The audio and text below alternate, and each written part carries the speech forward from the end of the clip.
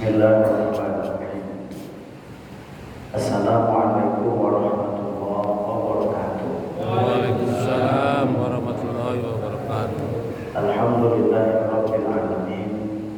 Wassalatu wassalamu ala asyrafil anbiya'i wal mursalin wa ala alihi wa sahbihi ajma'in. Amma ba'du. Rabbi shrah li sadri wa yassir li amri wahlul 'uqdatam min lisani yafqahu qawli. Rabbi a'udzu bika min hamazati syayatin wa a'udzu bika rabbi an yahdurun. Shadaqallahul 'azim wa shadaqa rasulul karim.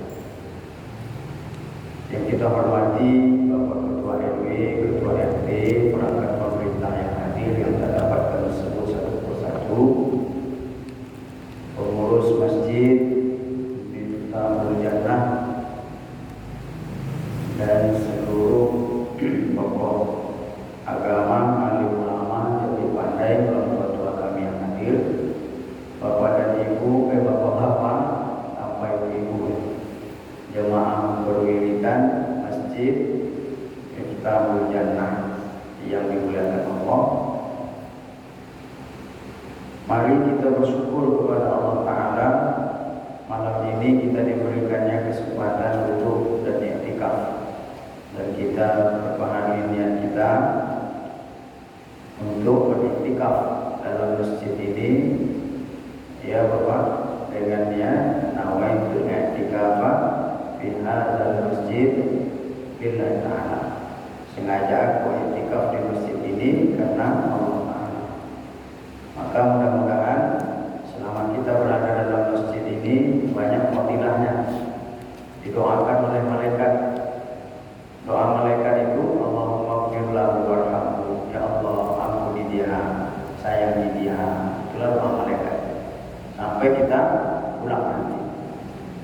Dan mudah-mudahan fadilah keutamaan ini hendaknya Allah berikan kepada kita semua. Amin ya rabbal alamin. Salawat dan salam kepada Nabi kita Nabi besar Muhammad sallallahu alaihi wasallam dengan ucapan Allahumma sholli wa sallim ala sayyidina Muhammad wa ala ali sayyidina Muhammad. Bapak-bapak yang dirahmati oleh Allah Ta'ala, judul kaji kita malam ini 5 penyesalan orang yang meninggal dunia. Dan kalau saya tengok semua ini calon mati semua. Ya Pak, kan ya Pak, kullu nafsin dha'iqatul maut. Kalau ada bapak yang marah dikatakan bapak ini calon mati ini ya, itu berarti tidak percaya dengan ayat kullu nafsin dha'iqatul maut. Semua yang bernyawa pasti mati. Nah yang kita inginkan itu mati itu dalam keadaan yang baik. Mati baik itu disebut husnul khatimah. Dan perkara mati ini bapak sekalian, persoalannya adalah pilihannya cuma 2. Tidak ada pilihan ketiga. Kalau tidak husnul khatimah berarti su'ul khatimah. Kalau tidak mati baik berarti mati buruk. Tidak ada pilihan ketiga. Arti kata dengan kata lain, kalau tidak dapat kita husnul khatimah, maka ya su'ul khatimah. Nah, ini jadi persoalan. Kalau semua kita akan mati, ada kita ragu pasti. Man persoalannya dalam agama kita mati itu bukan akhir segala-galanya. Jadi persoalan. Tapi mati itu adalah awal pintu untuk hidup selama-lamanya, yakni kehidupan akhirat. Kalau ada cerita mati, tidak teman-teman jawab apa saja. Dan apapun ceritanya, bagaimanapun ibadah kita, ternyata di saat ajal itu datang, kebanyakan orang yang ada hanyalah penyesalan. Kita mudah-mudahan jangan sampai menyesal. Apa yang disesalinya? Yang pertama, ada orang yang rumahnya dekat masjid tapi tak pernah ke masjid. Wah, ini penyesalannya luar biasa. Rumahnya dekat masjid dengar sama dia hayya 'alas shalah, tapi tak ke masjid.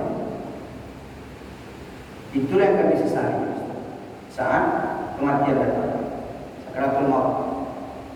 Jangankan yang tak ke masjid, Bapak sekalian, sahabat Nabi setiap hari ke masjid, bahkan datang lebih awal, tak pernah absen. Subuh ke masjid, zuhur, asar, maghrib, isya ke masjid. Sampai-sampai Nabi dan sahabat yang lain tanda sama mereka di mana tempat duduknya. Kenapa? Setiap dia datang, dia ambil posisi luar. Posisinya sudut kanan, paling pinggir, sok paling depan. Kenapa? Karena dia ingin khusyuk, tidak mau diganggu dan tidak mau mengganggu. Maka sebelum orang datang, dia sudah masuk, dia duduk sudut depan. Ada jemaah kita kayak gini, Pak? Ada, Pak? Tidak ada ya? Anda, Pak? Setiap hari, tak pernah absen. Sampai suatu ketika di saat sholat subuh, biasalah kayak kita begitu masuk waktu Bilal azan. Bilal bin Rabah zaman Nabi, Bilal itu tukang azannya namanya Bilal bin Rabah. Azanlah Bilal, ya Rasulullah, selesai.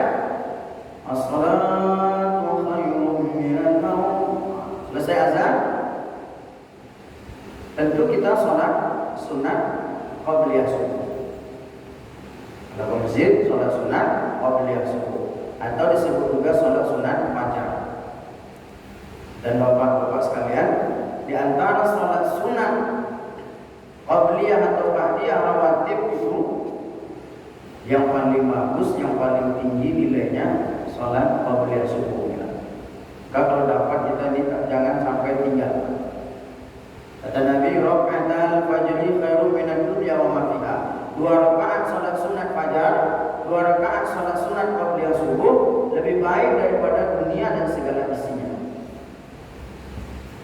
Bahkan andai kita terlambat bangun sekalipun, subuh umpamanya jam 5 lewat 7 menit umpamanya, dia dibalik ya Pak, jam 7 lewat 5 menit, maka terbalik. Karena jam 5 lewat 7, dia jam 7 lewat 5. Ya mungkin kesiangan, malam kita bagaimana, entah pulang dari kampung segala macam, sampai ke rumah jam 4 subuh, mau tidur, mau ditunggu waktu subuh, batal mengantuk, tidak ditunggu, terbawa tidur, akhirnya terbangun jam 8. Nah, orang yang terbangun subuh orang yang terbangun jam 8, maka jam 8 itulah waktu subuhnya.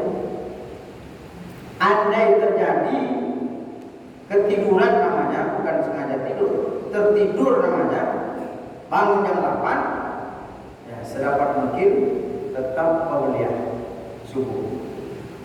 Karena Nabi pernah telat subuh Pak. Cuman Nabi itu telatnya sekali saja seumur hidup.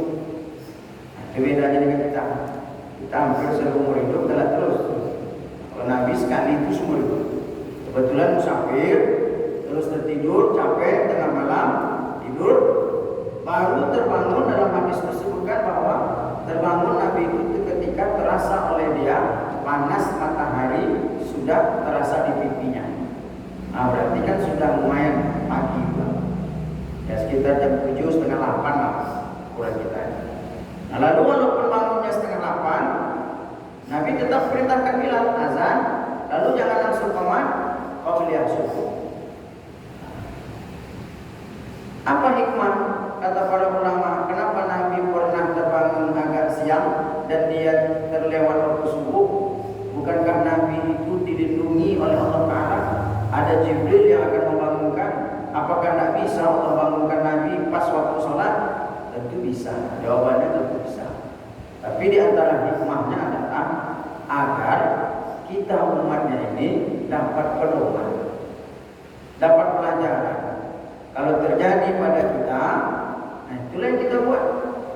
Pernah terjadi pada Nabi bahwa Nabi kesiangan subuh tetap qabliyah subuh. Kalau terjadi pada kita, ya tetap qabliyah subuh. Nah itulah diantara hikmahnya kenapa Nabi telat kali itu. Tapi sekali itu aja. Nah Nabi waktu itu subuh habis azan qabliyah, sahabat juga qabliyah, dan sebelum qamat tengok sama Nabi. Nah, kosong tempat duduk kawan nih. Mana dia? Tunggu dulu Bilal, jangan qamat dulu, tunggu. Nama sahabat di Sauban. Tunggu dulu, Sauban belum datang. Tandanya tempatnya masih kosong. Orangnya belum nampak. Tentu ditunggulah oleh Bilal. Tunggu, karena takut kesiangan, dia tidak juga datang. Lalu Nabi perintahkan Bilal lanjutkan qamat. Tak usah ditunggu lagi. Kayaknya tidak datang ya. Lalu mereka pun sholat subuh berjamaah. Habis sholat, Nabi pun menyampaikan tausiah pengajaran kepada sahabat-sahabat. Dan kalau bapak-bapak yang mungkin entah hari Sabtu, hari Ahad tak ada pekerjaan, jadi amalnya bagus. Kata Nabi, "Man shalla subha fi jama'atin, tsumma qa'ada yaqulullah, ajjatatul asamsu." Siapa yang sholat subuh berjamaah, lalu dia berzikir, duduk berzikir menyebut asma Allah. Mungkin berzikirnya subhanallah, alhamdulillah, la ilaha illallah, atau mungkin zikirnya baca Quran, atau mungkin mendengarkan tausiah subuh. Sampai kapan? Hatta tatlu asyamsu, sampai terbit matahari. Terbit matahari itu namanya syuruk. Nah, ini ada jam kita syuruk. Lalu kemudian semua yusalli rakaataini, dia lanjutkan dengan salat sunat 2 rakaat. Namanya salat sunat isyraq. Salat subuh berjamaah, kemudian berzikir sampai syuruk, lalu dia salat sunat isyraq. Maka kata Nabi, kana lahu ka ajri haji wa umratin tamman. Dia dapat pahala bagaikan haji dan umrah, sempurna. Enggak kemana-mana, cukup di Masjid Miftahul Jannah, tidak sampai ke Mekah, tidak perlu naik pesawat, tidak perlu bayar PNH, tapi pahalanya haji dan umrah. Tapi kewajiban haji tetap tidak gugur. Lalu tidak pula minta dipanggil Pak Haji pula. Pulang ke rumah nanti sampaikan orang rumah cucu, Mbak wes haji yo, nanti panggil haji. Ini meleset Mbak. Pahalanya sama dengan haji dan umrah, aman. Kan kita ini banyak nih, kalau hari Ahad ada kerjaannya, habis subuh jangan pulang. Dikir baca Quran segala macam sampai terbit matahari, kemudian tunggu matahari terbit setinggi tombak kurang lebih 15 menit, baru sholat isyraq. Sholat isyraq 2 rakaat. Nah, Nabi dengan sahabat hari itu, ketika sahabat tidak datang ya sama, habis sholat subuh, lalu sampai syuruk, habis syuruk sholat isyraq, habis isyraq, baru Nabi menghadap lagi kepada sahabat, tanya, siapa yang tahu kenapa sahabat datang ke masjid? Ini mungkin contoh juga bagi kita di pengurus masjid, imam masjid, dari masjid. Kalau ada jemaah tidak datang, tanya, apa sebab bapak tidak datang? Entah bengkak bisulnya, entah baru meletus dari malam, kan? Sakit ya. Nabi nanya, mana sahabat? Sampai tahu? Kami tidak tahu ya Rasulullah. Lalu kata Nabi lagi, siapa yang tahu di mana rumahnya? Nah ini bapak, kalau Nabi tanya di mana rumahnya, itu pertanda berarti rumahnya bukan dekat-dekat situ. Karena mustahil Nabi, kalau ada orang rumahnya dekat Masjid Nabawi, Nabi tidak tahu, itu mustahil. Tapi Nabi tidak tahu di mana rumah sahabat. Dia tanya kepada sahabat. Lalu apa kata sahabat? Saya tahu ya Rasulullah. Tolong hantarkan saya ke rumahnya. Ya kalau ukuran jam kita habis syuruk, habis sholat isyraq itu katakanlah jam 7 tadi. Berangkatlah Nabi dari Masjid Nabawi jam 7, ditemani oleh sahabat, menempuh perjalanan jam 7 berangkat, baru sampai ke rumah sahabat jam 10. Berarti berapa jam? 8, 9, 10.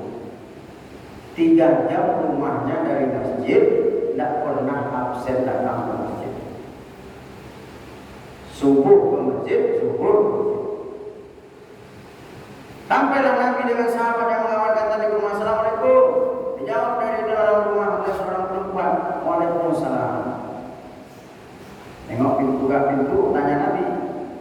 Sauban. Mana Sauban? Apa kata perempuan tadi? Istri Sauban. Sauban qad tuwaffiya ya Rasulullah. Sauban sudah meninggal ya Rasulullah. Inna lillahi wa inna ilaihi raji'un. Jadi kenapa dia tidak ke masjid subuh itu? Karena dia sudah meninggal. Artinya apa? Hanya kematianlah yang memisahkan dia dari masjid. Ajal saja yang memisahkan dia dari masjid. Lalu Nabi tanya kepada istrinya, wahai istri Sauban, kalau boleh tahu kira-kira, karena Sauban ini rajin ke masjid, apa kira-kira sesuatu yang istimewa yang kau dapati dari suamimu ketika dia hidup sampai mati? Apa kata istrinya? Ya Rasulullah, kalau yang istimewa aku tak lupa, tapi yang aneh ada. Apa tuh? Sebelum dia meninggal, dia berteriak sekuat-kuatnya suaranya muncul. Dan setelah dia dalam teriakannya seketika sakratul maut itu, dia sakratul maut berteriak. Yang dia ucapkan, apa katanya? Ya Allah, kenapa tidak lebih jauh? Saya heran Rasulullah, apa maknanya? Lalu datang malaikat Jibril, sampaikan kepada Nabi apa yang diteriakkan Sauban. Ternyata kata Nabi, atas keterangan Jibril, tentu berita dari Allah, yang diteriakkan Sauban itu tak lain tak bukan adalah, ya Allah, kok rumahku tidak jauh daripada masjid? Kenapa hanya 3 jam? Kenapa tidak lebih jauh ya Allah? Kenapa demikian?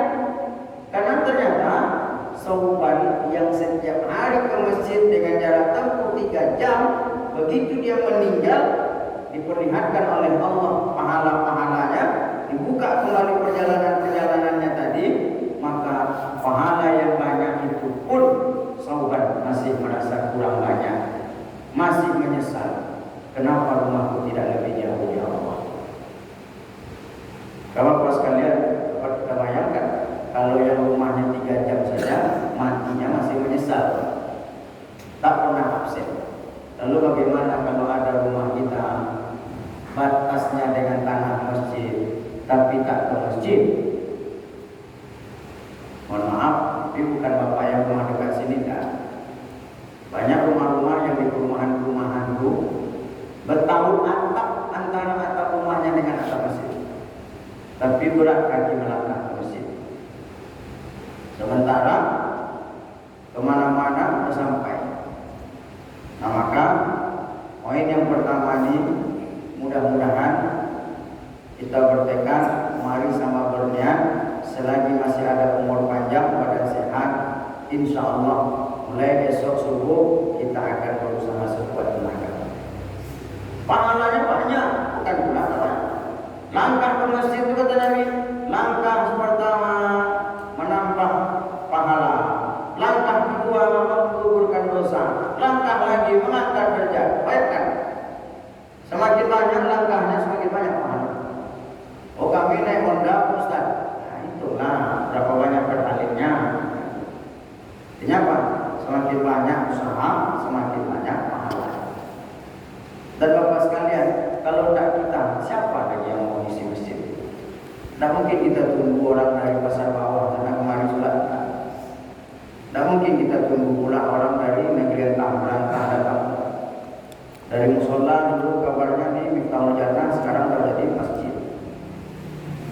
Nah, mudah-mudahan, apalagi subuh, kata Nabi itu, basyiru al-masyaqina fi zulmi ila al-masajid binuri tam yaumil qiyamah.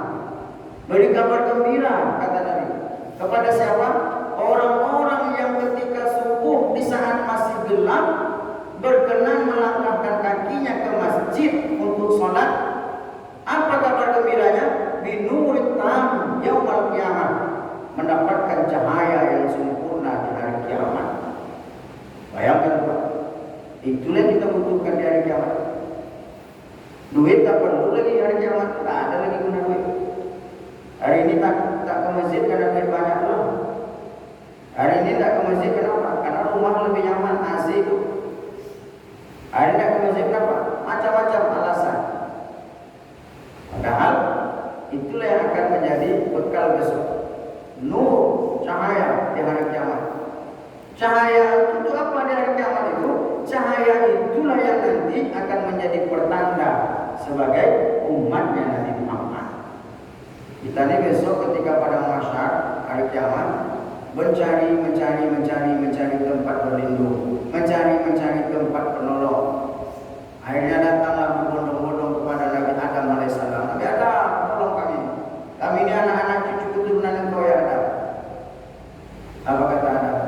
Oh, jangan kalian datang minta syafaat, minta tolong kepada aku. Pertolongan itu kan syafaat. Karena kata Adam, aku juga dulu pernah buat salah. Ingat kita ayatnya, wa qala rabbuka lil malaikati inni ja'ilun fil ardi khalifah. Allah ciptakan Adam, lalu kemudian apa perintah Allah kepada Adam?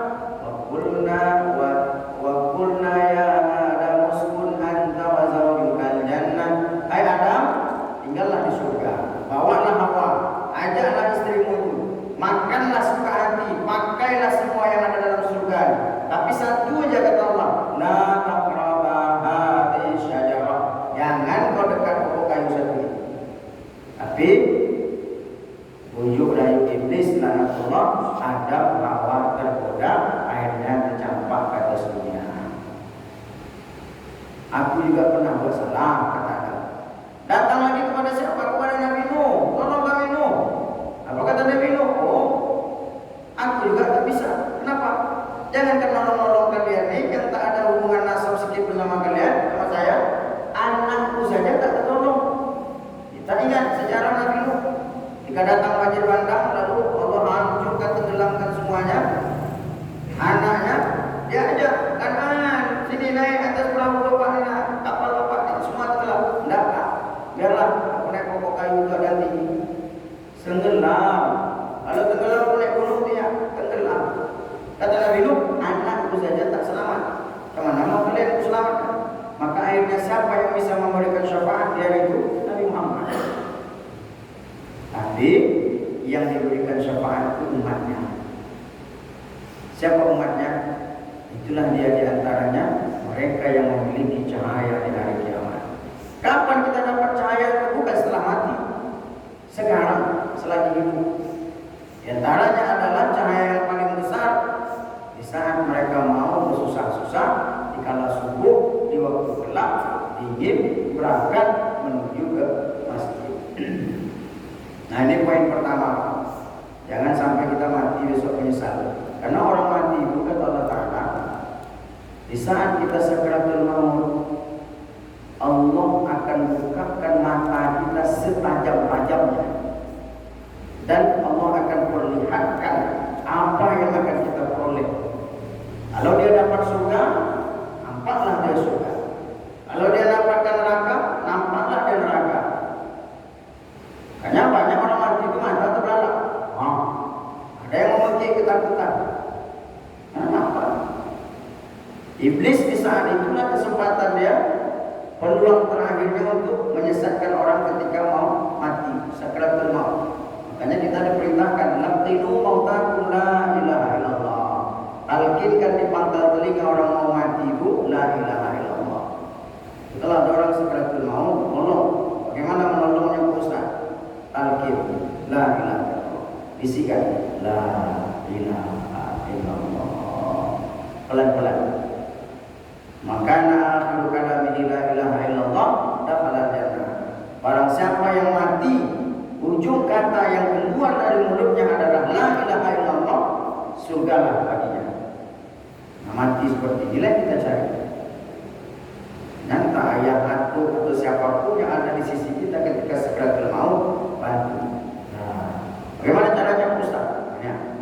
Ini tangan ini jadikan corong, cari telinga. Kalau bisa sebelah kanan, sebelah kanan. La ilaha illallah. Mulut kita mengajarkan, mata kita memandang ke mulut dia. Itu apa dipandang? Memastikan dia mengikut. Nampak anak lidahnya itu, la ilaha illallah. Dan hebatnya lagi bapak-bapak, dari sekian banyak kalimat zikir, yang paling ringan adalah la ilaha illallah.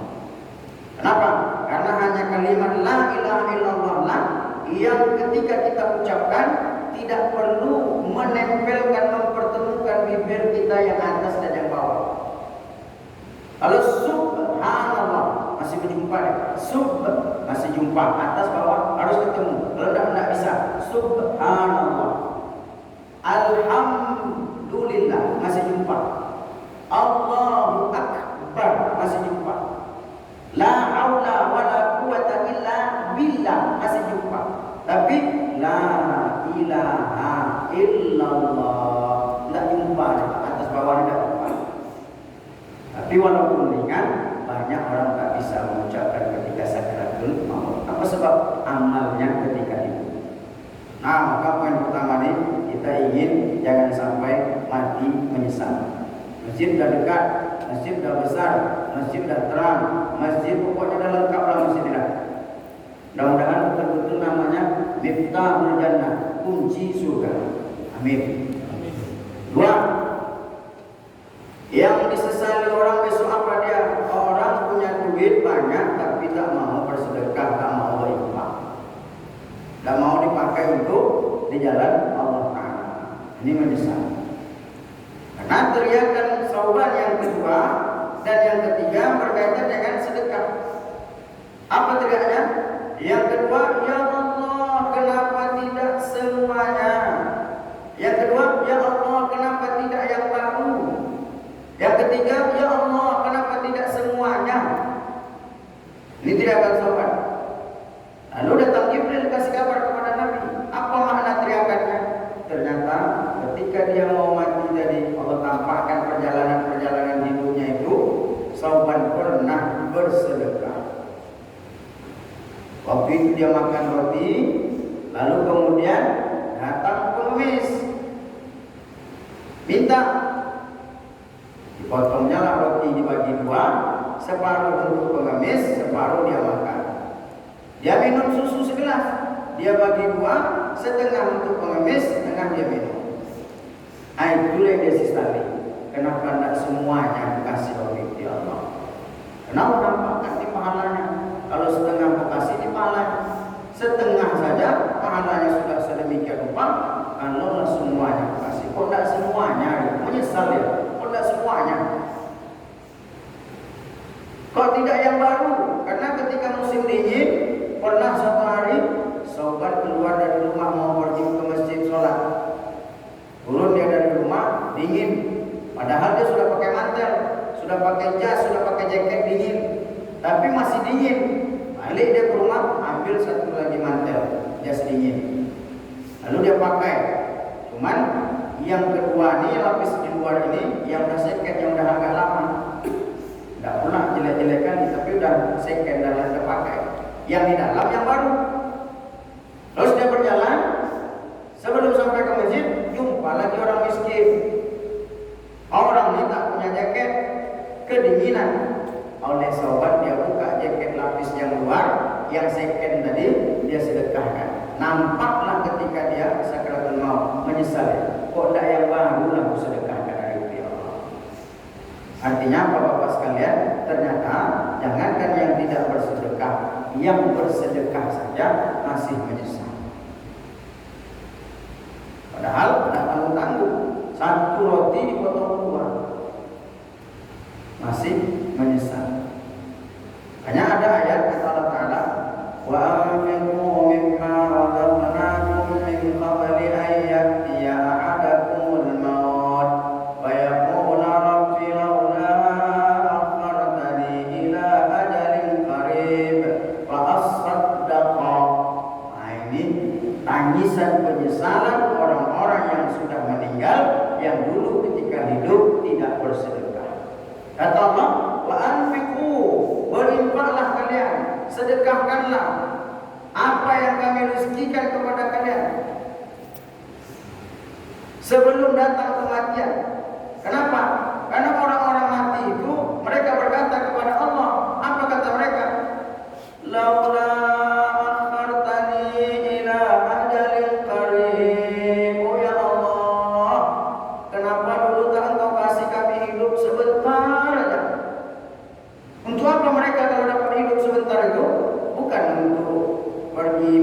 Makhluk bukan untuk ikut pengajian, kan tidak. Tapi apa kata mereka? La as-sadaqah, aku kan sedekah ya Allah. Yang kan Bapak sekalian, orang yang sudah meninggalku, kalau bolehlah mereka hidup, di antara yang mereka inginkan itu adalah bersedekah. Di kita nih, kalau ada selagi hidup, banyak-banyak sedekah. Duit banyak itu kalau kita mati, Bapak Ibu, hari itu juga, Bapak sekalian, hari itu juga akan berpindah tangan. Yang dulu atas nama kita, pindah menjadi atas nama ahli waris. Tidak lagi punya kita. Ini ada cerita, tapi ini cerita kawan saya dulu waktu masih tugas di Roholo. Ini anekdot aja. Tidak ada hadisnya, tidak ada ayatnya. Cuman mungkin ada pelajaran dalam cerita. Jadi kata dia, ada orang baru meninggal dunia. Begitu sampai ke alam kubur dalam harta, datang pengumuman dari malaikat. Semua yang sudah mati, ada kesempatan untuk kembali ke dunia. Cuman siapa orangnya, Allah tidak sebutkan. Itulah kira-kira. Lalu tentu semuanya ingin kembali. Yang sudah lama mati pun ingin kembali.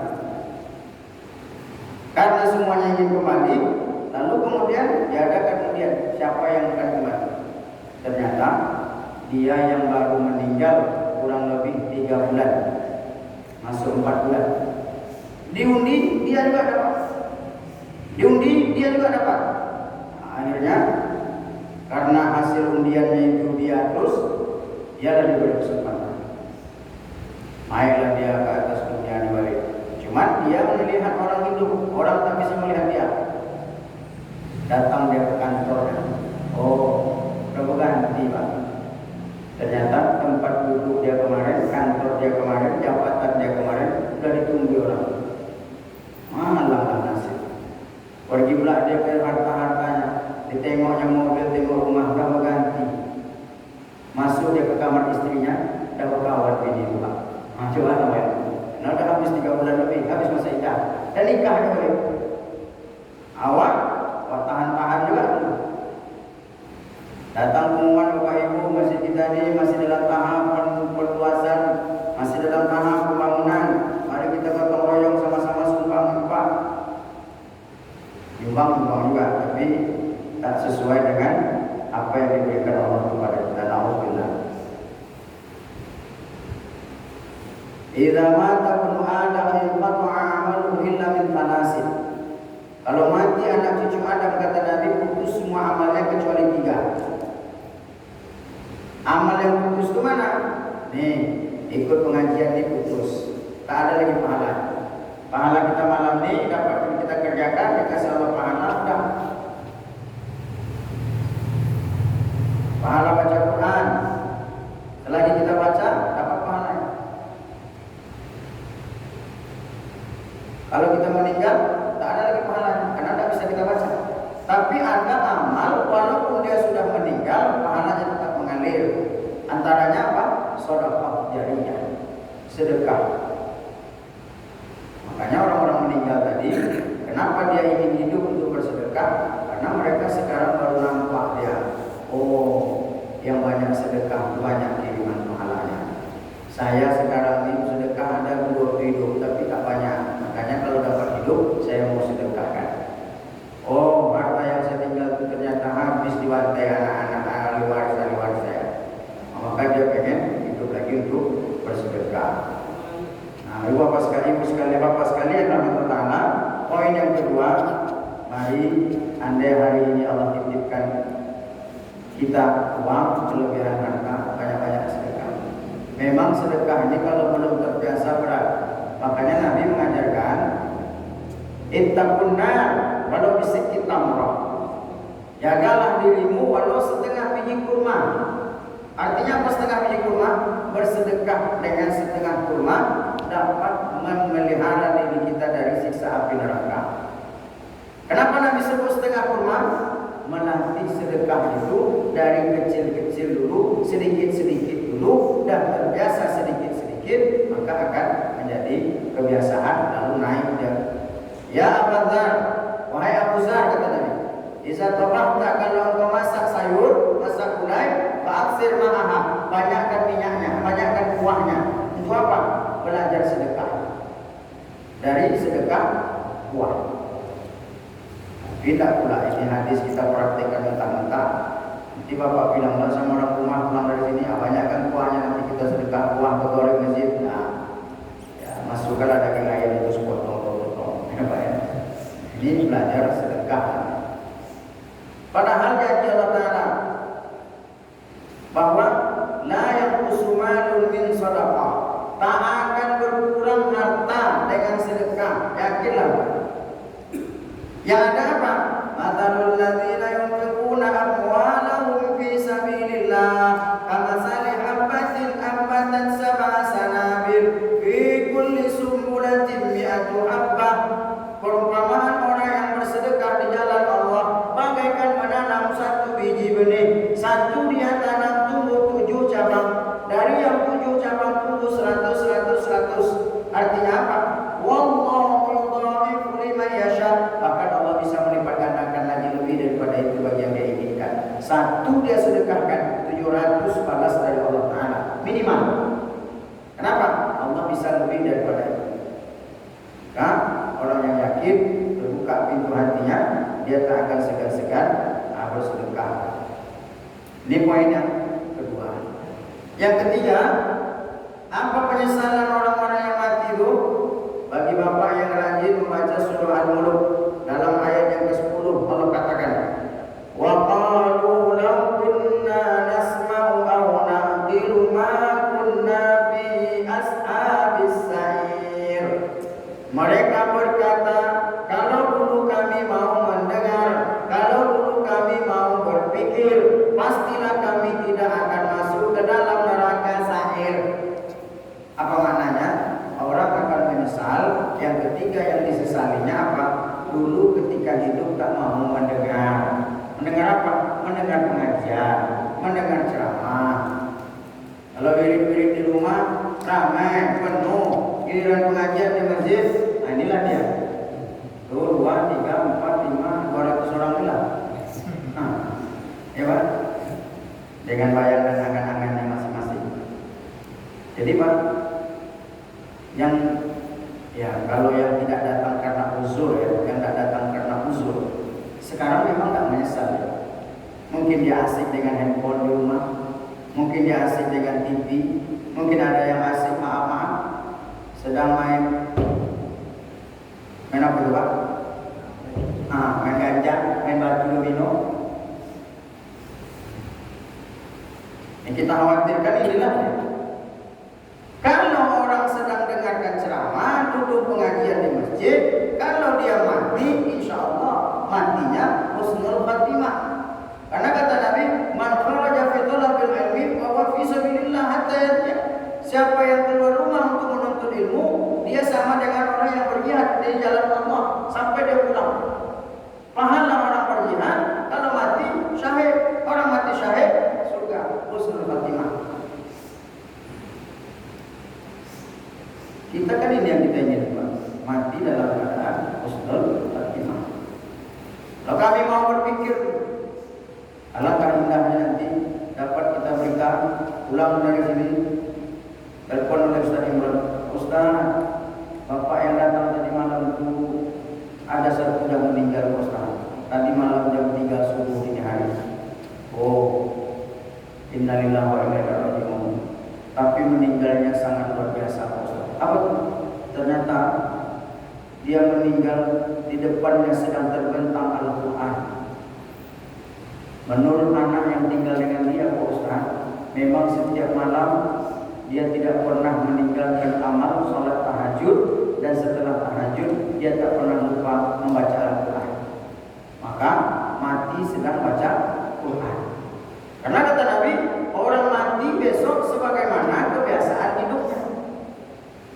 Kalau biasanya baca Quran, insya Allah mati sudah. Kalau biasanya dengar ceramah, pengajian, datang duduk di masjid, insya Allah mati di masjid. Karena ada tuh Pak, video dikirim kawan-kawan kita di WA. Ada bapak-bapak terekam oleh CCTV di masjid, sholat berjamaah, lalu kemudian orang tegak, dia tegak, orang ruku, dia ruku, imam sujud, dia sujud. Tapi ketika terakhir, sujud yang terakhir,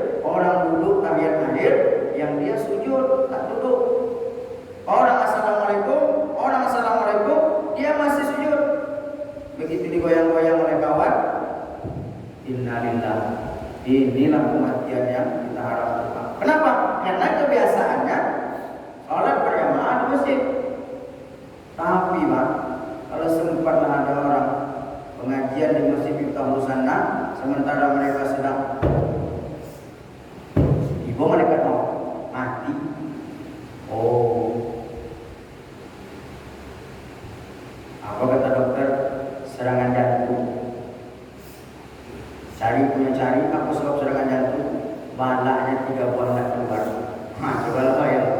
Ya Allah. Jangankan dia yang mati, anak-anak yang hidup saja bingung Pak menjawab. Kalau mati di masjid, mati sedang baca Quran tadi, gimana ayah lulus? Tadi malam masih dengar pengajian sama kita, sehat-sehat aja nampak. Itulah Pak Ustaz, mati sedang baca Quran, alhamdulillah, mati baik. Tapi kalau anak bapak mati sedang main domino tadi, datang ke takziah, tanya sama anak, apa sakit anak? Apa sakit ayah kau? Mau dijawab, mana? Tidak dijawab. Orang bertanya, sudah pasti dibisik-bisik, bala ada yang wah, betul? Bala ampe, bala 5, bala 6. Alhamdulillah.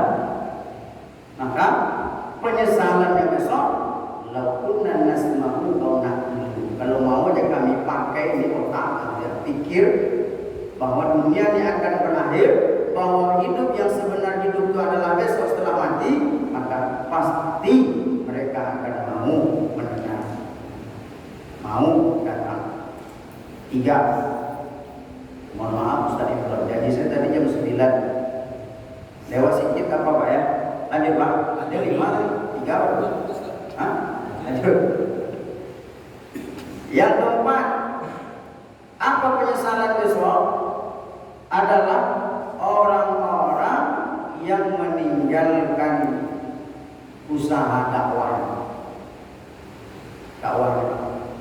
Karena kata Nabi, man dalla ala khairin, siapa yang menunjukkan orang satu jalan kebaikan, maka dia dapatkan pahala sebagaimana orang yang mengamalkan. Ini pahala. Kita tunjukkan orang, kita ajar orang, ilmu bermanfaat, diamalkan oleh dia. Dia dapat pahala, kita dapat pahala. Itulah makna dakwah.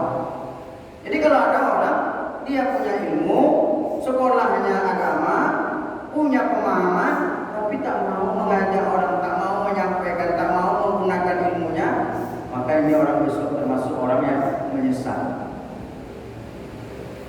Maaf, sekolah IAIN, titel SAG, tapi di masjid tak pernah nampak. Di masyarakat tak mau menggerakkan agama ini, mengajak orang untuk berdakwah, untuk hidupkan, makmurkan masjid ini, beribadah. Ini orang penyesalannya luar biasa. Dan sebenarnya ya bukan yang di sekolah agama saja, karena semua kita ini sungguhnya punya tanggung jawab dakwah. Wal takum minkum ummatun yad'una ilal khair wa ya'muruna bil ma'ruf. Hendaklah ada kalian yang selalu mengajak. Ayo Bapak sekalian, tugas kita bersama. Ajak kawan besok ngajian di masjid, ayolah, jangan di rumah-rumah baca yasin saja kita datang, mesti kita ramaikan. Itu sudah berdakwah. Kalau satu kita nih, satu bapak nanti punya PR, mengajak satu orang ngajak satu orang, insya Allah lama-lama jemaahnya akan penuh masjid ini. Nah ini apa? Ini adalah usaha dakwah, usaha kita bersama. Jadi kalau ada orang mau akan bisa, karena kalau bapak ajak dia ikut datang, dia dapat pahala, yang mengajak pun dapat pahala. Andai pun kita meninggal dunia lebih dulu daripada dia, terus kemudian setelah kita meninggal, dia masih tetap datang, pahalanya pun masih sampai kepada kita yang mengajak tadi. Kan? Tapi jangan pula awak mengajak, awak tak pernah datang. Nah, ini ada juga kayak gini. Dorong, ini tak jumpai. Nah, ini yang keempat. Nah, yang terakhir, penyesalan besok adalah mereka yang suka memutuskan tali silaturahmi. Nauzubillah.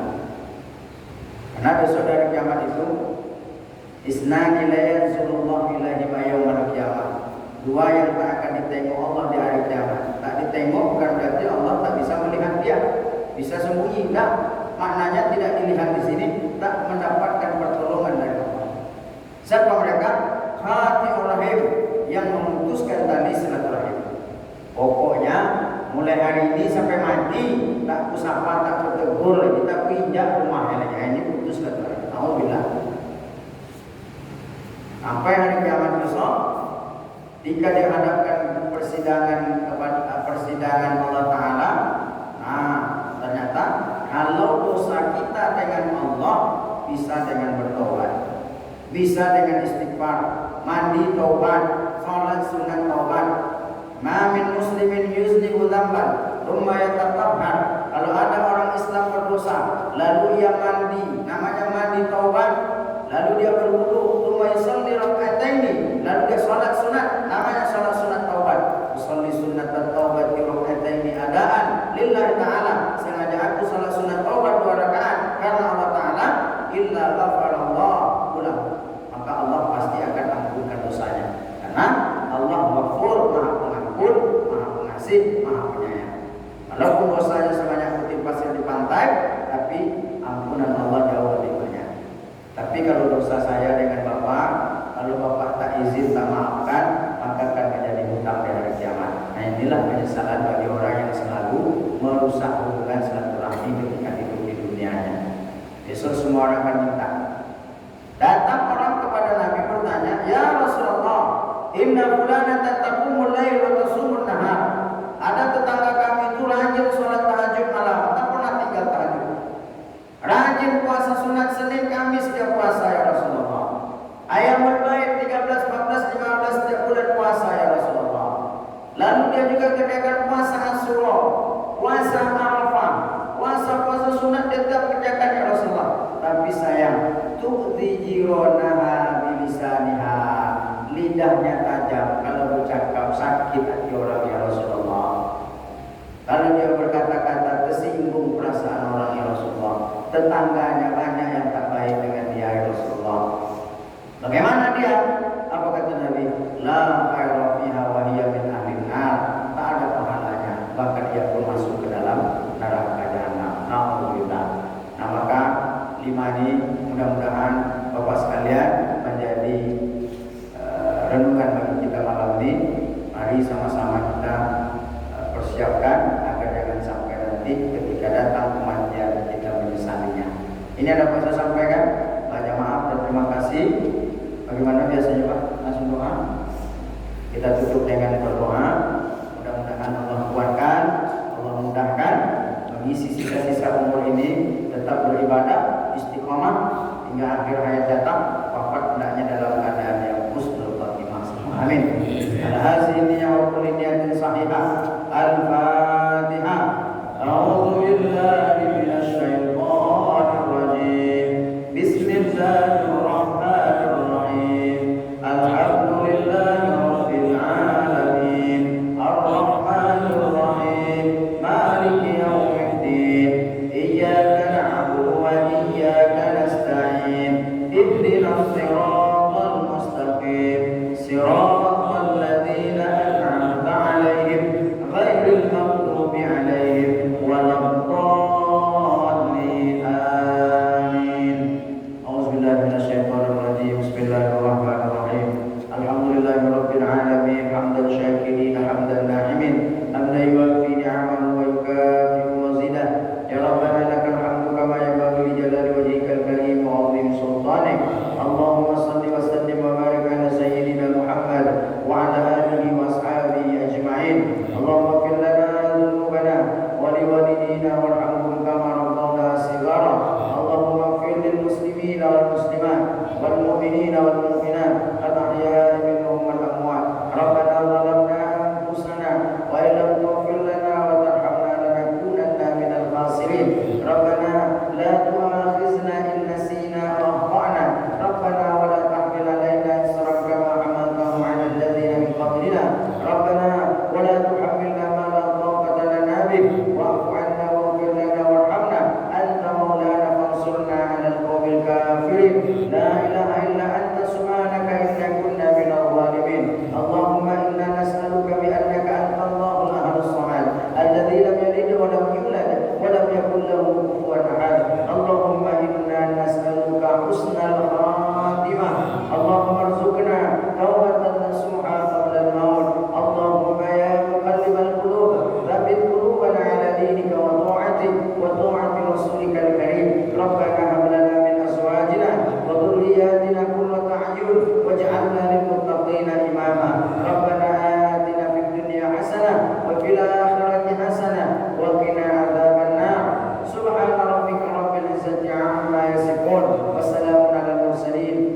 Walhamdulillahirabbil alamin.